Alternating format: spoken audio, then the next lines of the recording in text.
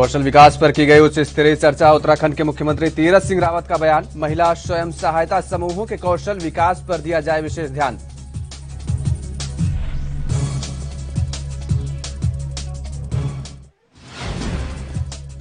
आस्था के महाकुंभ का शाही स्नान। साधु संतों और श्रद्धालुओं ने गंगा में लगाई आस्था की डुबकी। महाकुंभ का शाही स्नान।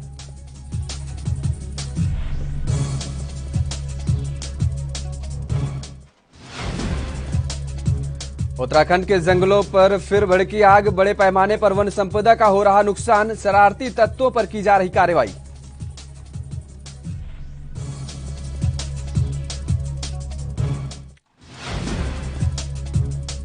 ऊधम सिंह नगर के दिनेशपुर में गेहूं की फसल में लगी आग। करीब 6 एकड़ गेहूं की फसल हुई राख। आग बुझाए जाने के बाद पहुंची दमकल की टीम।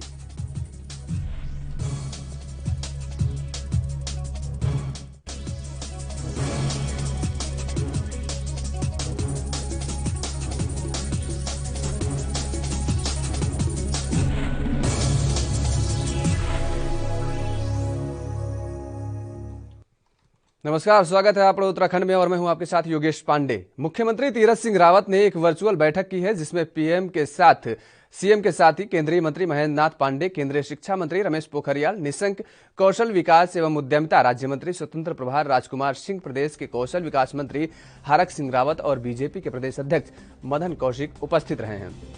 आपको बता दें कि इस बैठक में कौशल विकास और उद्यमशीलता मंत्रालय, भारत सरकार की तरफ से हरिद्वार कुंभ मेले में स्किल इंडिया पवेलियन का डिजिटल लॉन्च कार्यक्रम आयोजित किया गया और इस मौके पर मुख्यमंत्री जी ने महिला स्वयं सहायता समूहों के कौशल विकास के साथ ही आत्मनिर्भर भारत और वोकल फॉर लोकल पर खासतौर पर ध्यान देने की जरूरत पर बल दिया। उन्होंने कहा कि स्किल इंडिया पवेलियन के द्वारा देश के युवाओं का कौशल विकास होगा और वे एक नए भारत के निर्माण में अपना योगदान देंगे।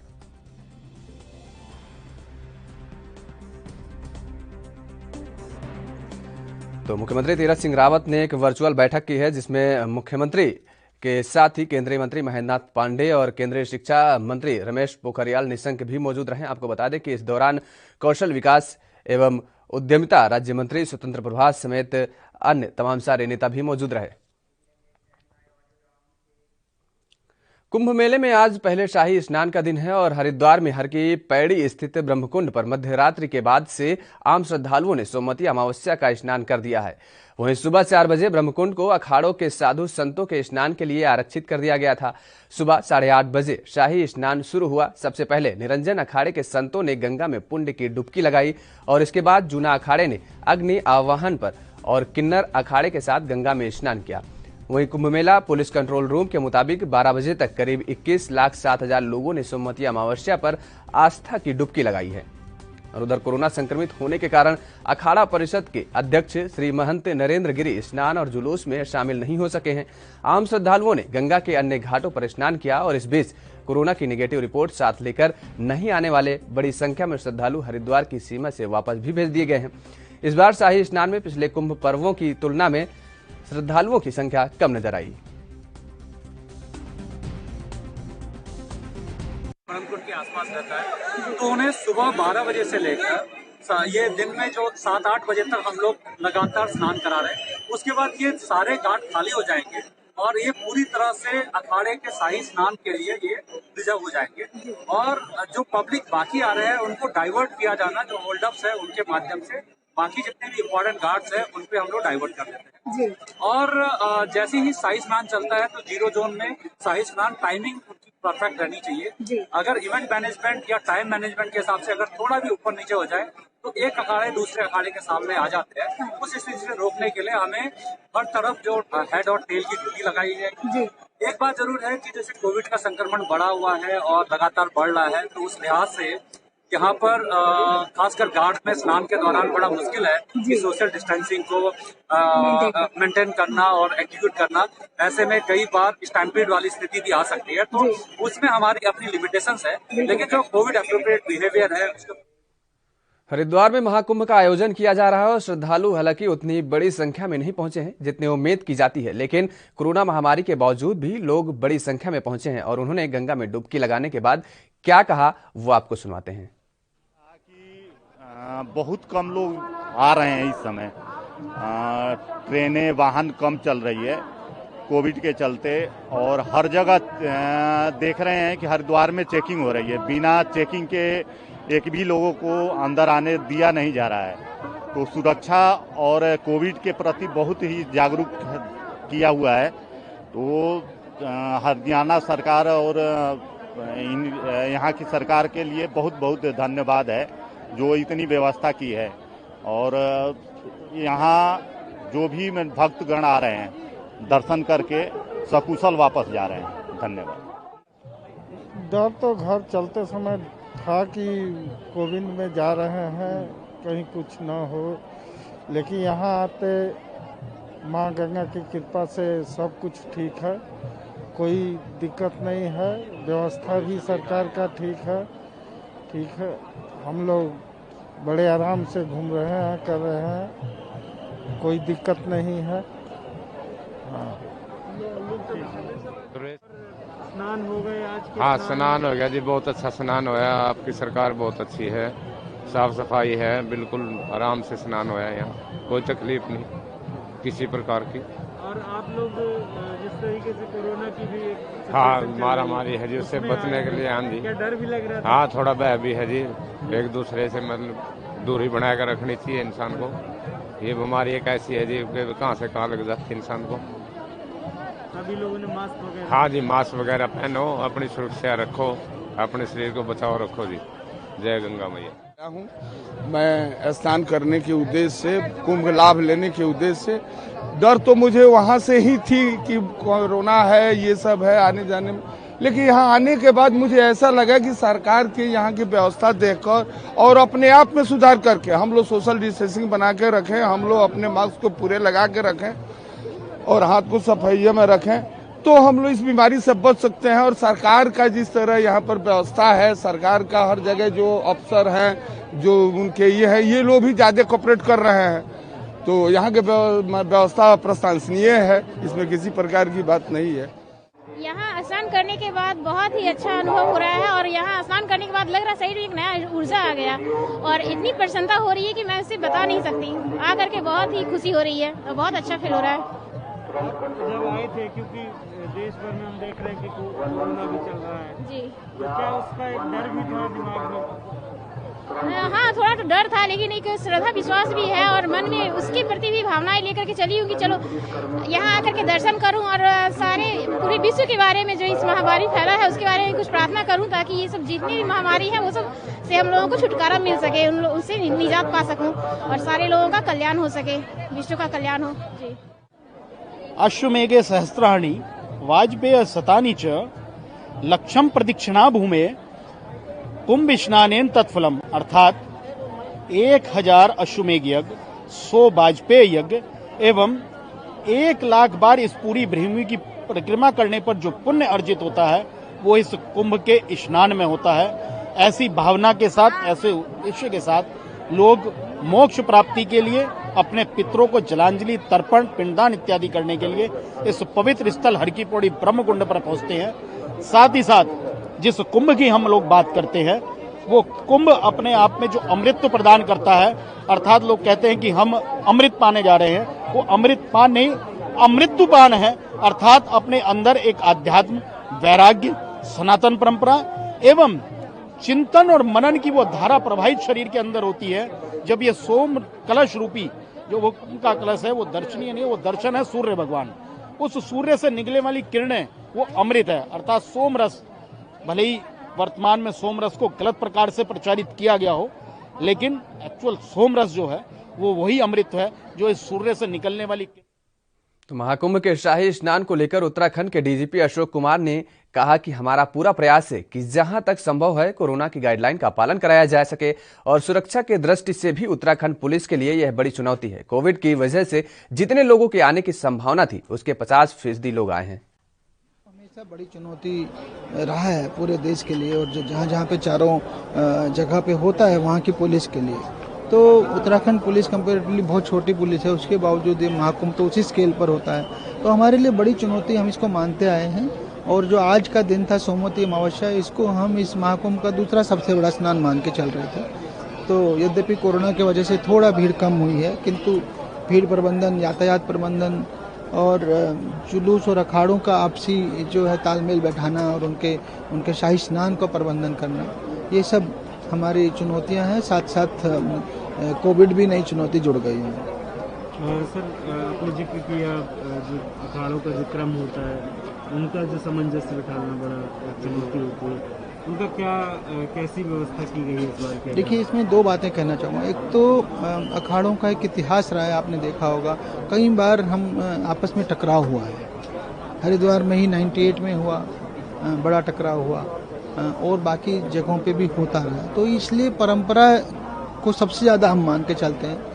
परंपरा के अनुरूप फिर सभी अखाड़ों को एक साथ बैठाया जाता है, उनकी मीटिंग होती है और फिर ये डिसाइड होता है कि क्रम, सबसे पहले कौन जाएगा, फिर कौन जाएगा, फिर कौन जाएगा, फिर टाइमिंग, कितने बजे जाएंगे, कितनी देर वो हर की पैड़ी पे रुकेगा, ठीक, और फिर उसका रूट क्या होगा। क्योंकि एक अखाड़ा जब आता है तो उसके बाद जब दूसरा आता है उसके बीच में कम से कम आधे घंटे गैप रखता है। तो पौड़ी जिले के गोदी बड़ी गांव में एक 4 वर्षीय बच्ची गुलदार के हमले का सामने आया है, जहां गुलदार ने बच्ची पर हमला किया है। उपचार के दौरान बच्ची की मौत हो गई है। वन विभाग ने गांव में गश्त शुरू कर दी है। वहीं गुलदार पर निगरानी के लिए कैमरे भी लगाए गए हैं। घटना के बाद से ग्रामीणों में आक्रोश बना हुआ है। दुगड्डा रेंज के रेंजर किशोर नोटियाल ने ग्रामीणों से मिली जानकारी के अनुसार बताया कि गोदी बड़ी निवासी चंद्रमोहन डबराल की 4 साल की बिटिया माही गाँव के ही अन्य बच्चों के साथ खेल रही थी और इसी दौरान गुलदार ने आकांक्षा उर्फ माही पर अचानक हमला कर दिया। गंभीर हालत में आकांक्षा उर्फ माही को दुगड्डा अस्पताल ले जाया गया, जहां डॉक्टरों ने उसे मृत घोषित कर दिया।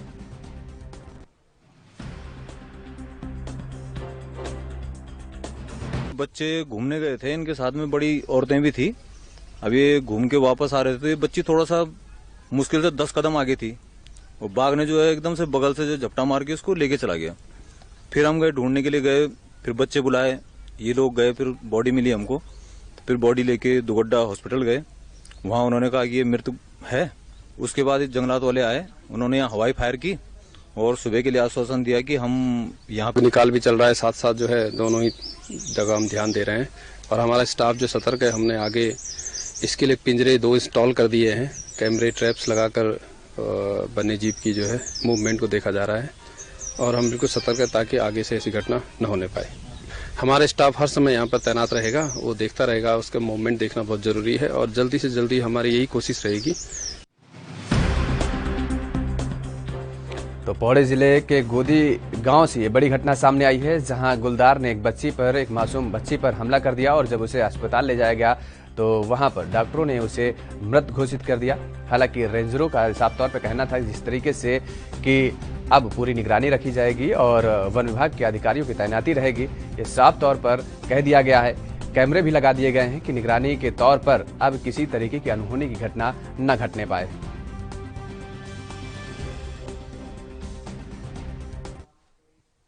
फिलहाल रुकते एक छोटे से ब्रेक के लिए, जल्द हाजिर होते हैं।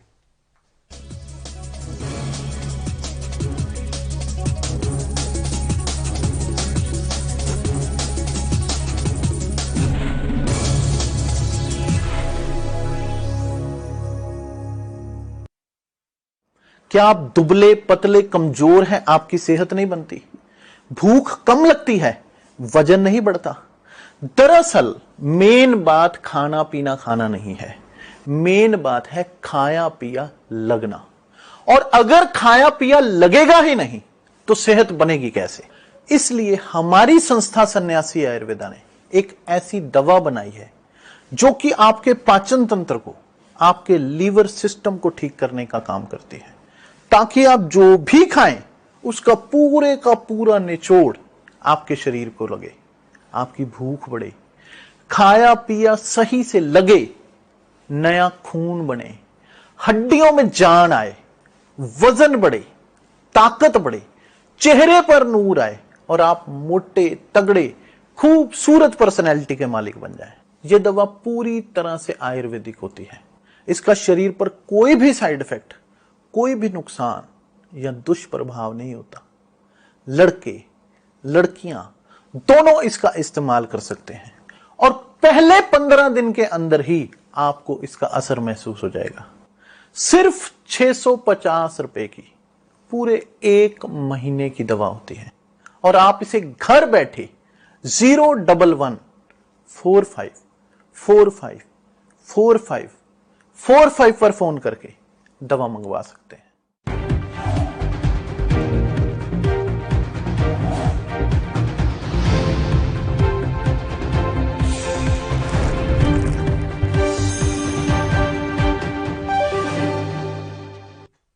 और ब्रेक के बाद एक बार फिर आप सभी का स्वागत है। रुक कर लेते हैं इस वक्त की बड़ी खबर का। उत्तर प्रदेश से इस वक्त की बड़ी खबर आ रही है। आपको बता दें कि उत्तर प्रदेश सरकार ने एक बड़ा फैसला लिया है। कोरोना को लेकर यूपी सरकार का यह बड़ा फैसला, वीकेंड लॉकडाउन लगाने का फैसला लिया गया है। उत्तर प्रदेश की योगी सरकार के द्वारा अब सप्ताह में 2 दिन सभी दफ्तर और बाजार बंद रहेंगे। तो कोरोना की चैनकड़ी को तोड़ने के लिए उत्तर प्रदेश की योगी सरकार ने यह बड़ा कदम उठाया है। आपको बता दें कि वीकेंड लॉकडाउन लगाने का बड़ा फैसला लिया है।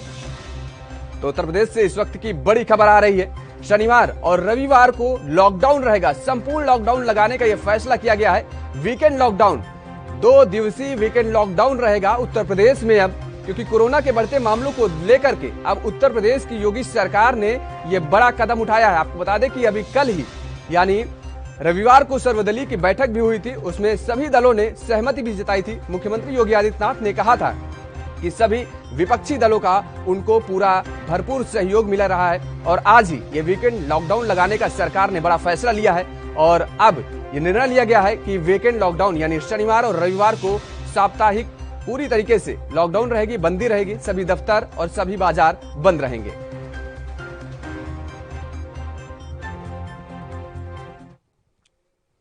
तो रुख कर लेते हैं अगली खबर का। पौड़ी में एक मासूम पर गुलदार के हमले का मामला सामने आया है, जिसमें बच्ची की मौत हो गई है। और इस घटना पर राज्य के वन मंत्री हरक सिंह रावत ने दुख जताया है और कहा है कि जीव जंतु और इंसानों के संघर्ष को कम करने की कोशिश कर रहे हैं। सबसे अधिक कोशिश की गई थी कि जहां इस तरह के संघर्ष को कम करने के लिए बहुत सारे प्रयास किए गए और हमने अपने प्रदेश के अधिकारियों को, रेंजर को, डिप्टी रेंजर को वहां अध्ययन करने के लिए भेजा था, प्रशिक्षण के लिए भेजा था कि कैसे जीव जंतु और इंसानों के संघर्ष को कम किया जा सकता है। और वो सारे उपाय हम अब प्रदेश। तो उत्तराखंड के उधम सिंह नगर में गेहूं की फसल में आग लगने का मामला सामने आया है। दरअसल जहां दिनेशपुर इलाके में गेहूं के फसल में आग लग गई और फसल जलकर राख हो गई है। इस किसान ने बताया कि जहां अज्ञात कारणों से आग लगी है और 6 एकड़ में गेहूं की फसल जलकर राख हो गई है। गांव के लोगों ने ही आग पर काबू पाया। फायर ब्रिगेड आग बुझाने के बाद पहुंची।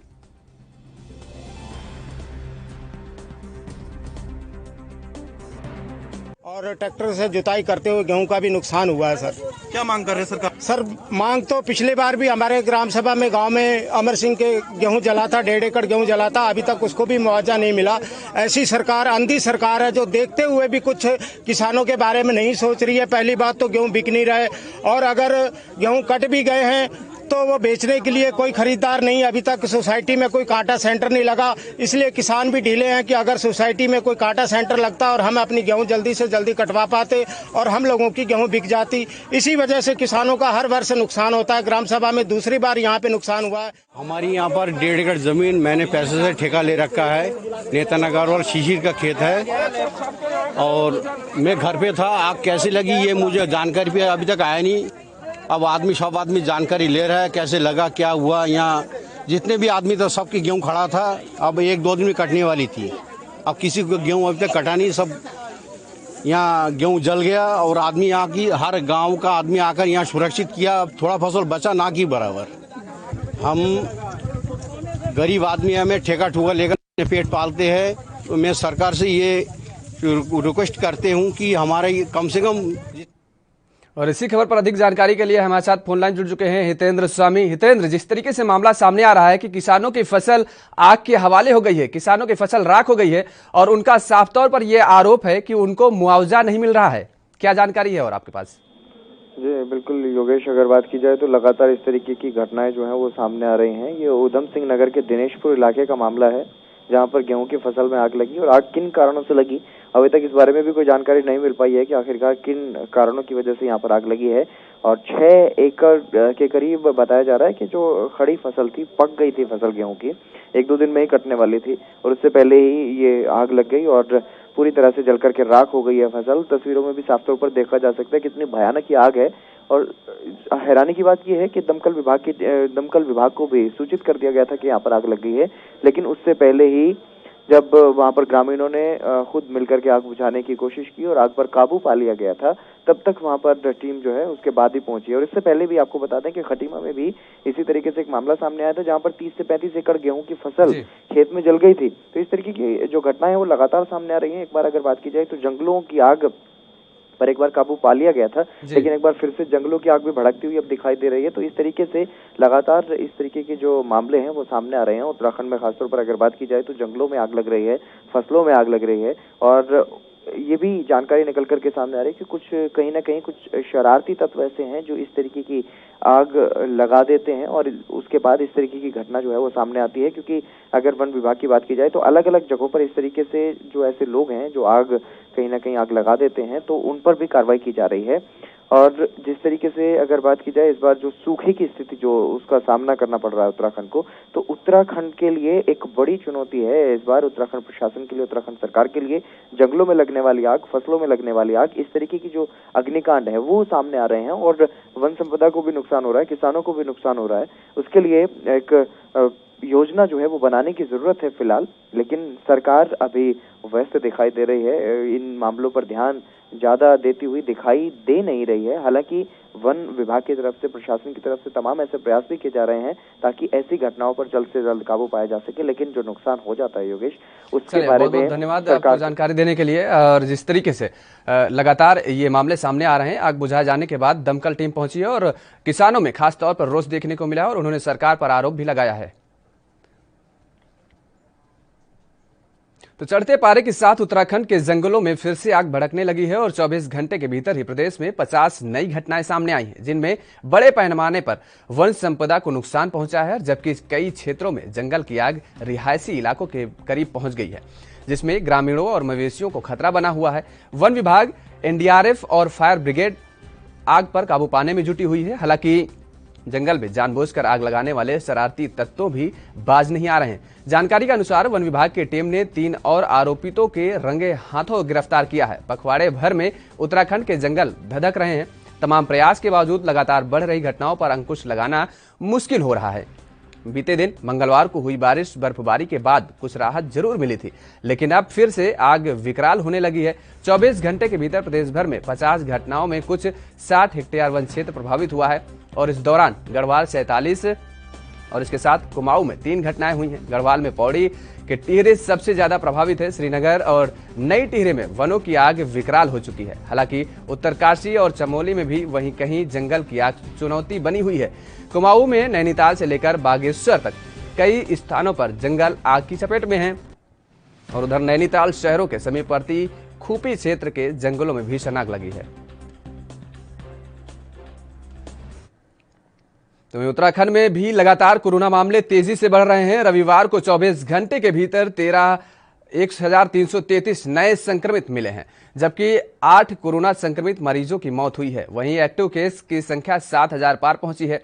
आज 243 मरीजों को ठीक होने के बाद डिस्चार्ज किया गया है। स्वास्थ्य विभाग के आंकड़ों के अनुसार रविवार को 31,285 सैंपलों की रिपोर्ट निगेटिव आई है।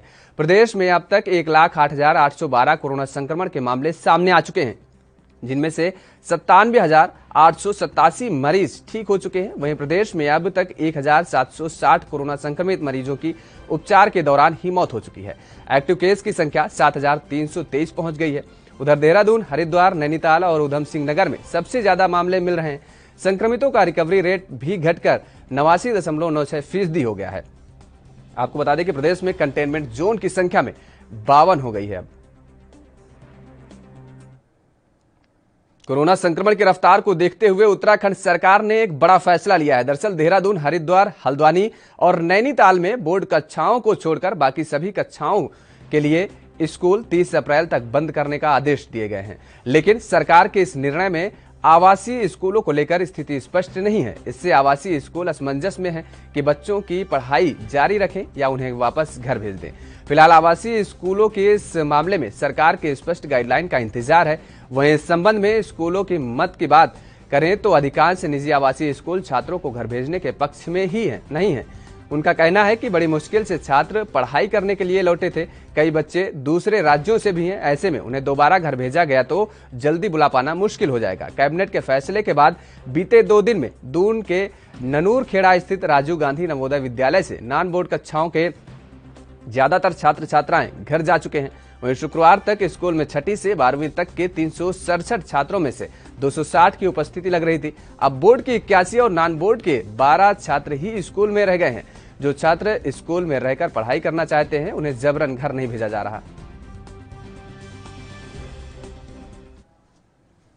अपना उत्तराखंड में फिलहाल इतना ही। आप देखते रहिए एनबी न्यूज।